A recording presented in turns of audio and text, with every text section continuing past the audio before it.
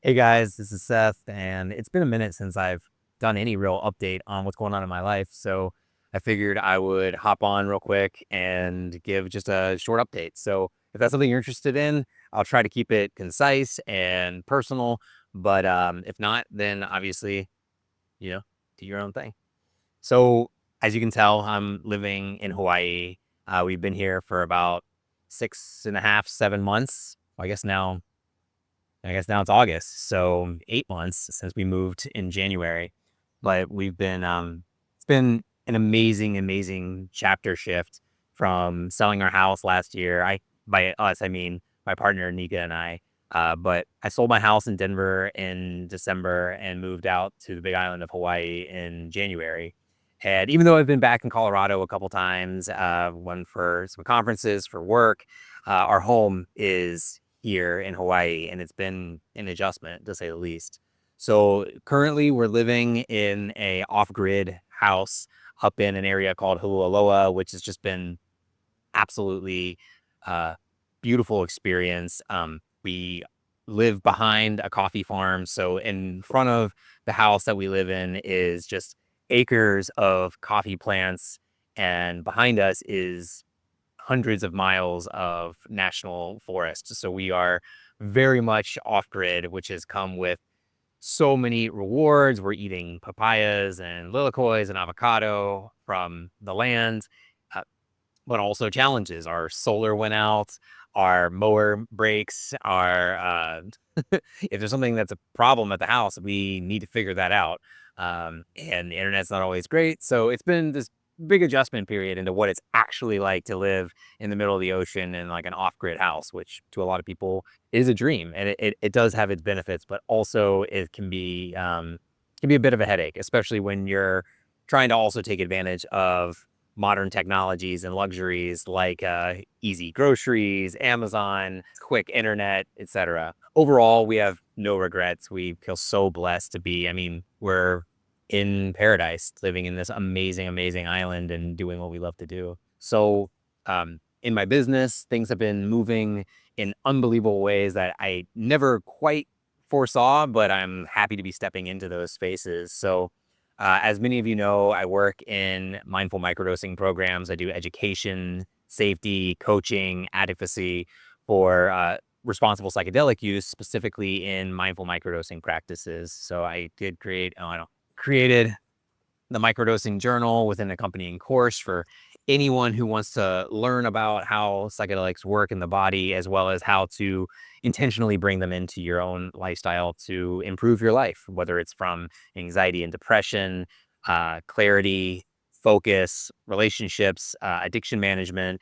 Uh, Psychedelics and particularly microdosing has been so profoundly impactful for myself, for my clients, for so many people. So, if you're interested in more education about that or wanting to work with me, please get in touch. So it's been tricky with big ups and big downs. From day to day, it doesn't feel like much. Recording content and getting more comfortable in camera and streamlining processes, figuring out what's going on with AI and how it can help in my business without taking over my business. I mean, this is about me sharing myself. And I firmly believe that AI can be an amazing tool, but it's also very powerful and can be tricky. So finding new clients here on the island, working with amazing people who are getting involved with the journal and the course, but also the struggles of feeling like no one's really paying attention or not seeing the landmarks that you're hoping to get um, financially or exposure or just validation, right? I mean, that's what it all boils down to. When you're working as a founder and as an entrepreneur, there's so much rejection and fear of rejection that comes up every single day. I mean, I've gone through so many crises. It's like, is this really what I want to be doing? Um, and every now and then something comes through that just feels so amazing. A great testimonial, a breakthrough with one of my clients, a big sale, a new company that wants to work with me. It's been absolutely this wild ride, and I'm blessed to be on it as we transition from the kind of the safety and the foundation of Colorado to out here in Hawaii, which is where our new life is. So, um, one of the surprising things about my lifestyle and my business so far out here in Hawaii is that I've found myself getting into golf mindset work, which I didn't exactly expect. I never expected it, but it's been really cool. So, to backtrack a little bit, like I said, I work with a lot of newcomers, a lot of people who are a bit more reserved to the idea of coming into psychedelics. Maybe they bought and sold the message of the war on drugs, or they um, still believe that like alcohol and nicotine and coffee and processed foods and sugar are all a-okay, but things like cannabis or psychedelics are dirty drugs that are gateways and can ruin your life. I'm here to dispel that myth. Um, Psychedelics have helped me and so many people in so many different ways. But the point is that with the types of clients that I work with, a lot of them are a bit more reserved and they don't necessarily want to come to me to discuss openly what's going on in their world. And what I've noticed when I started living here is that a lot of these types of people, they play golf. I grew up working on a golf course. I was a caddy for about a decade. And in the last 6 months, I've probably played golf more times than I had in the last 20 years.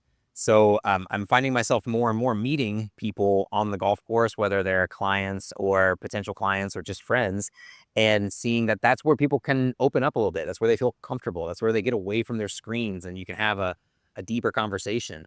So one of the kind of offshoots from the microdosing programs that I offer is now I'm starting to teach golf mindset work, which doesn't necessarily have to do with microdosing, although it can really help with your performance and mindset, but more the ins and outs of what makes a mentally strong golf game. How do you set up routines and mindfulness practices that radically help your game? And I can go into more detail about that, but it's been really interesting to see the similarities between your mindfulness in life and your mindfulness on the golf course. So I've been doing more. I've been working with country clubs and resorts and golf pros here on the island doing psychedelic free golf mindset work that has also opened up the door to new relationships that if they want to go deeper, also is quite available, which is really, really interesting. And I've been enjoying it because when I was growing up, I noticed when I was like a kid, I was like, 12, 13 years old, and I would be caddying for, rich guys in Cincinnati. And I would see how, I'd be like, how are these guys just so rich and they're not working? I'm working, I'm carrying this bag, I'm hardly making any money. And these guys are out here just kind of, BSing and playing golf. And then I see somewhere along the course, they start talking about the deal, the business, the relationship. And by the end of the round, they've made a deal that could be amazingly beneficial to both parties, and it promotes their agendas. And it was an amazing thing to witness, kind of how that world operates. And now coming full circle in my late 30s, here I am golfing with folks, helping them with their mindset and their lifestyles. And I just love how these little nuances from 12 to 38 come full circle. And now I'm playing golf again, which has just been amazing. And also very testing too. I realize the more you care about it, the harder it gets, I feel. I'm working remotely every morning from about 6 a.m. to noon, mostly doing deep work on my computer, working with clients on the mainland and partnerships. And then in the afternoons, I'm running errands, I'm working out, I'm playing golf, I'm spending time with my girlfriend, playing music, getting in the water. Pretty much do that every day. I've kind of come to terms that I would rather do that 7 days a week than to kind of work for the weekend. So it's a little bit about what's going on in my day-to-day life. Things with my girlfriend are amazing. Mika, she's been incredibly supportive. We've been pushing each other in amazing ways to share ourselves more with our content, with putting ourselves out there, especially in this island where it's not the easiest place to break in and create a successful business. So we've had to get creative. We've had to kind of push ourselves in uncomfortable situations when it comes to sharing content and making more video to get out online, as well as kind of backtracking and really honing in our word of mouth uh and our like physical flyer campaigns. So it's been fun to kind of have the super analog version of our businesses as well as the kind of futuristic digital version.